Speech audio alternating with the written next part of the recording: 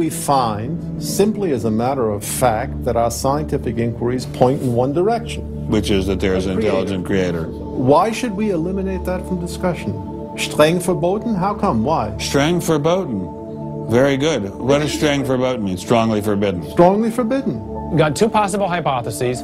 You've got a wall through the middle of through your brain, in effect, through your thinking. You say, well, you can't consider anything on this side of the wall. Only hypotheses on this side of the wall are permissible for consideration. What about academic freedom? I mean, can't we just talk about this? Their reply is that science is not a democratic process. Oh, really? And that there is a consensus view. But wait a minute, we are to subscribe to the wait a consensual second, but view. Darwin challenged the consensus view, and that's how we got Darwinism. If Darwin wanted to challenge the consensus today, how would he do it? Science isn't a hobby for rich aristocrats anymore. It's a multi-billion-dollar industry. And if you want a piece of the pie, you've got to be a good comrade. Scientific ideas. How we get them to you, the people. Every idea must be inspected to ensure that it is safe. All theories must pass through a series of checkpoints. First, the academy. Getting a controversial theory through the academy can be dangerous. Few people know this better than Congressman Mark Souder. He uncovered a targeted campaign led by individuals within the Smithsonian and the National Center for Science Education to destroy Dr. Sternberg's credibility. If you want peer reviews, if you want to be published, if you want to go to respected institutions, the core view does not tolerate dissent. There's kind of a, this is the way it is, and anybody who's a dissenter should be squashed. Are you going to be on my side if I let you up? Sure, Tick, sure. I'm on your side. Just let me up. I'll do anything you say. Souder isn't the only one who has witnessed the Academy's tactics. Journalist Larry Witham has seen similar behavior during his 25 years of covering the evolution controversy. Once you're thick in science, you can't question the paradigm. But if you want to get grants, if you want to be elected to high positions, if you want to get awards as a promoter of public education of science, you can't question the paradigm. People cannot be trusted to form their own opinions. This business about open-mindedness is nonsense. Why is the scientific establishment so afraid of free speech? There is this fear that if one aspect of the theory is closely scrutinized, there's going to be an unraveling. Who are you? Oh, I am the great and powerful Wizard of Oz. I interviewed dozens and dozens of scientists, and when they're amongst each other or talking to a journalist who they trust, they'll speak about, it's incredibly complex, or molecular biology is in a crisis. But publicly, they can't say that. Keeping a keen eye on the academy are various watchdog organizations. Listen to Eugenie Scott of the National Center for Science Education. The NCSE has been at the heart of virtually every evolution controversy over the past 25 years, vigorously defending the Darwinian gospel. We have had a lot of business, unfortunately, at NCSE in the last few years, because virtually every state in which science education standards has come up for consideration has had a big fight about the coverage of evolution in them. NCSE was started by a group of scientists and teachers who were very concerned because in the late 70s and early 80s there were a lot of attempts to pass equal time for creation science and evolution laws. And clearly this is something that neither scientists nor teachers liked. It wasn't exactly help the creationists are coming, but it's, kind of along those lines. Most scientists just throw up their hands and say, creationists, they drive me crazy, you handle it. We've worked a lot with science education organizations. The most important group we work with is members of the faith community, because the best kept secret in this controversy is that Catholics and mainstream Protestants are okay on evolution. Are you sure about that, Eugenie? Liberal Christians have been fighting with conservative Christians for so long that they'll side with anybody against the fundamentalists.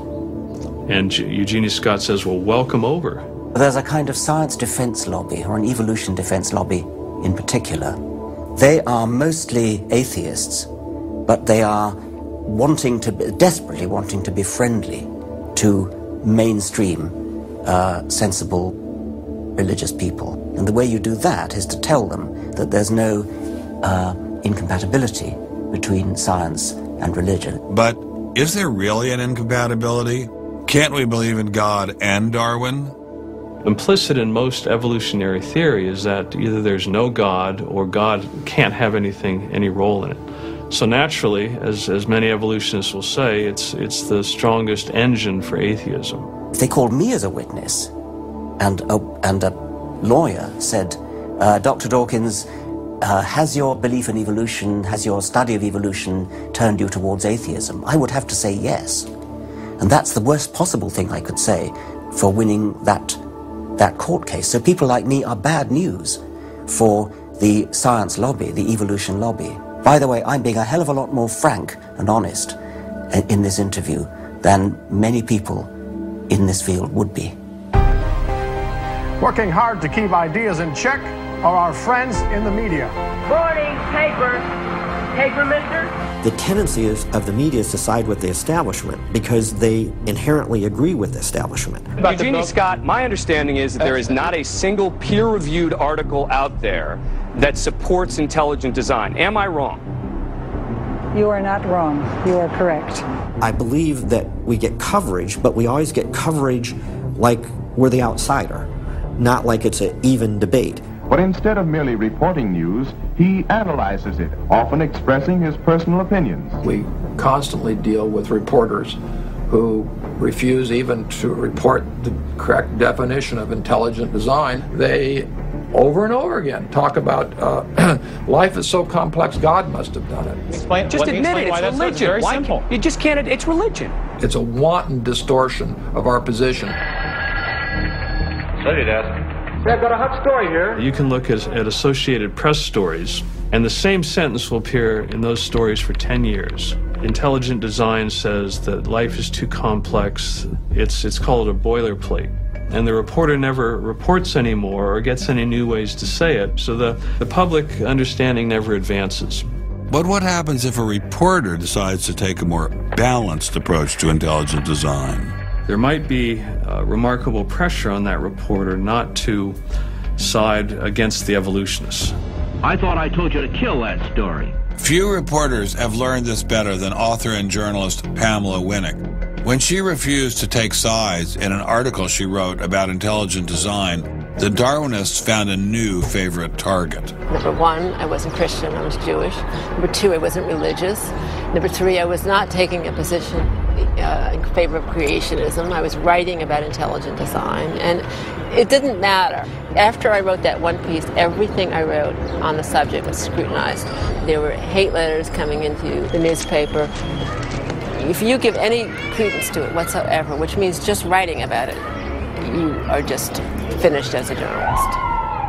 Other journalists we spoke with told similar stories, but didn't dare appear on camera. And now, the presses are ready to roll. When all other checkpoints fail, there is always the courts.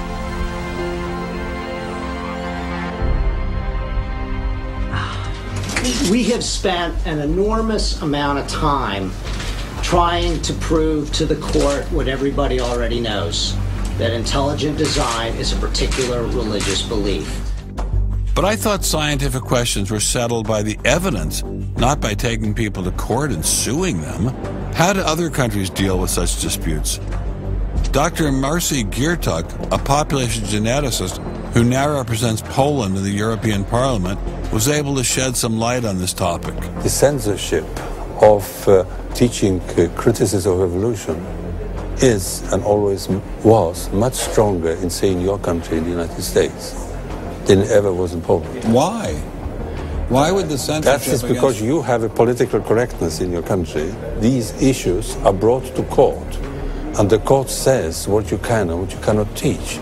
We want to know what you teach, what books you use, how you teach it. We never had that sort of way of deciding scientific issues in Poland. We never had the courts involved.